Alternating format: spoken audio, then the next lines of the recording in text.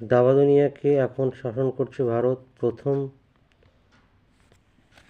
চমকটা ছিল চীনের ডিন লিরেনকে হারিয়ে ডি গুকেশের পুরুষদের দাবার সিংহাসনে বসা। গুকেশের বয়স মাত্র 18 বছর। পাঁচবার এবার 37 বছর বয়সী হাম্পির দ্বিতীয়বার চমকে দিলেন র্যাপিড দাবায় বিশ্বসেরা হয়ে।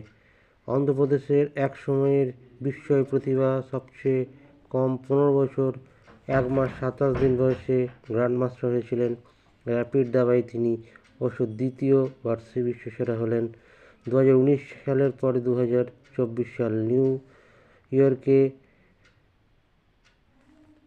এবার খেতাব জিততে হাম্পিকে শেষ রাউন্ডে জিততেই হতো, কিন্তু আইরিন